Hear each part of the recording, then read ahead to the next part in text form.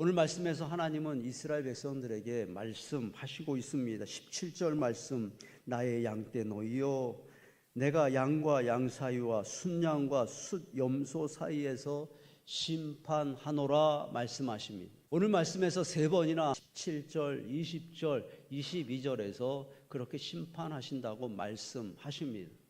책망하시는 것입니다. 이유가 있습니다. 18절 말씀 때문입니다.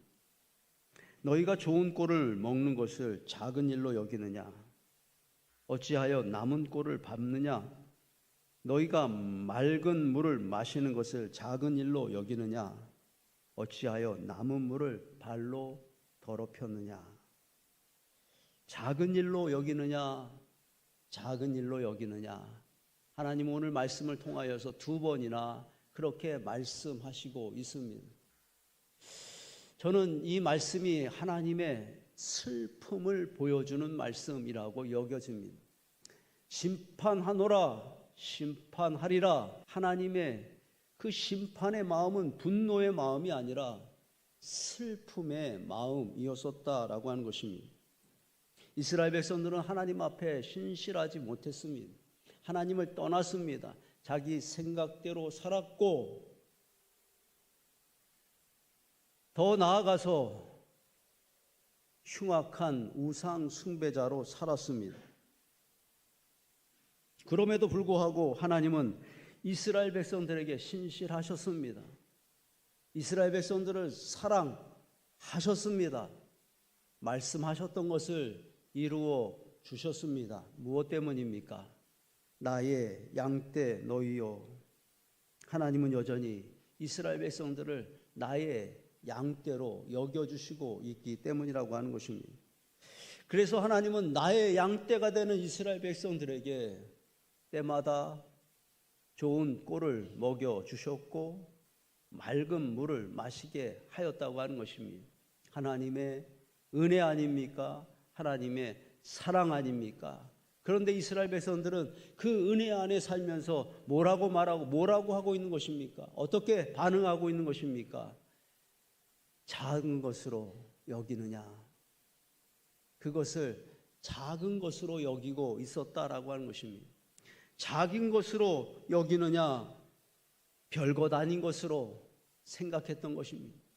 하나님의 은혜로 좋은 꼴을 먹고 있는데, 하나님의 은혜로 맑은 물을 마시고 있는데, 그것을 하나님의 은혜로 인정하지 않고 당연한 것으로, 내가 잘나서 누리고 있는 것으로 생각하고 있었다고 하는 것입니다. 그래서 하나님께서 이스라엘 백성들을 책망하시고 있는 것이요, 그래서 하나님의 마음은 오늘 슬픔의 마음이었던 것입니다. 작은 일로 여기느냐? 작은 일로 여겼다고 하는 것은 먼저 그 은혜에 대한 감사가 없다고 하는 것입니다.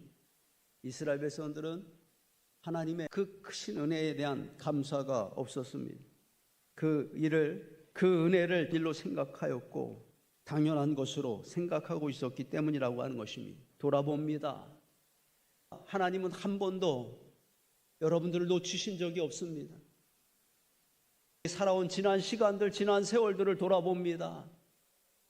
하나님은 매 순간마다 내게 찾아오셔서 자격이 없는 나에게, 자꾸 그 좋은 꼴을 밟는 나에게 좋은 꼴을 먹여주셨고 신령한 음료를 마시게 하여 주셨습니다.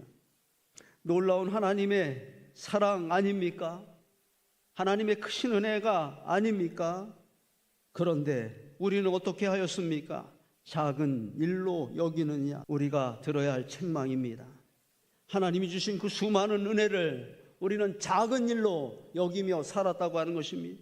별것 아닌 것으로 생각했다고 하는 것입니다. 그 놀라운 일에, 놀라운 은혜에 한 번도 제대로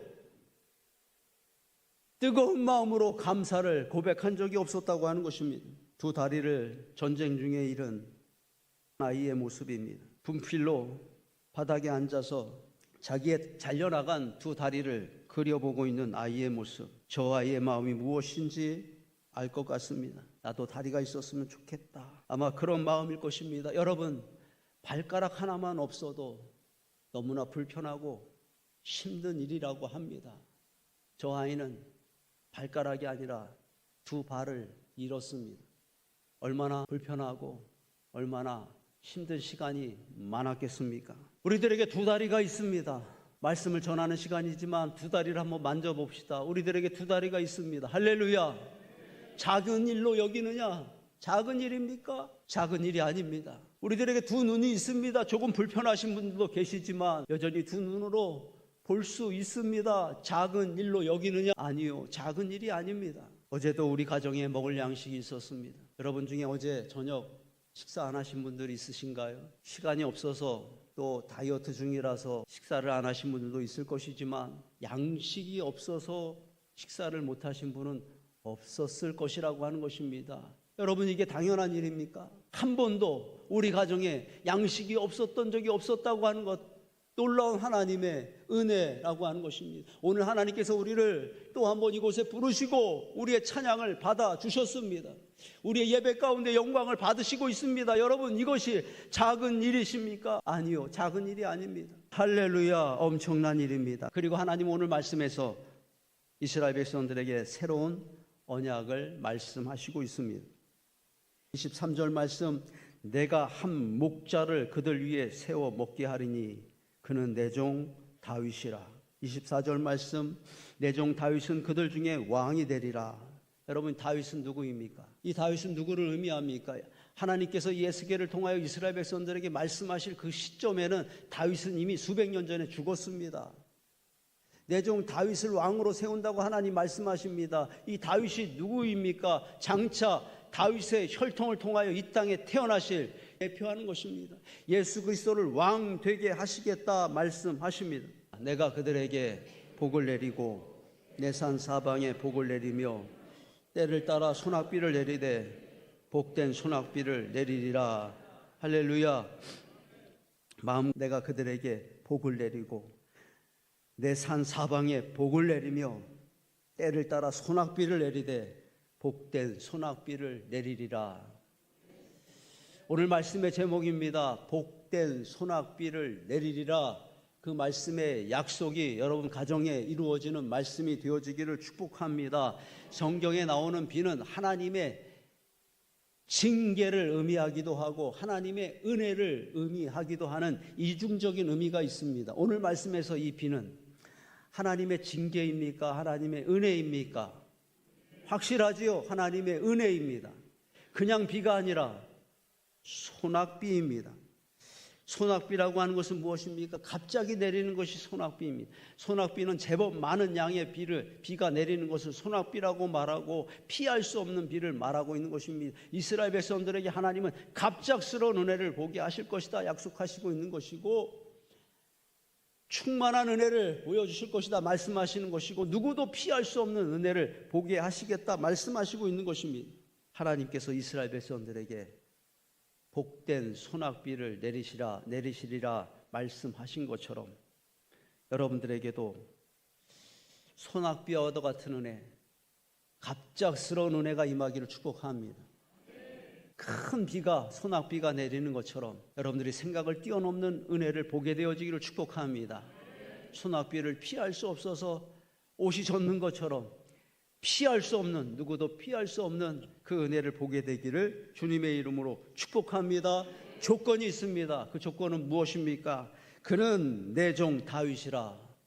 예수 그리스도가 조건이라고 하는 것입니다. 하나님은 예수 그리스도를 왕으로 세우시겠다고 말씀하셨습니다. 이제 그 왕 대신 예수 그리스도 안에 사는 자들, 예수 그리스도의 통치 아래 사는 자들에게 하나님은 복된 소낙비를 내리시리라 이렇게 약속하시고 있는 것입니다. 예수 그리스도가 먼저가 된 하나님은 오늘 약속하신 것을 여러분들에게 보여주시기 시작할 것입니다. Jesus all 예수 그리스도입니다.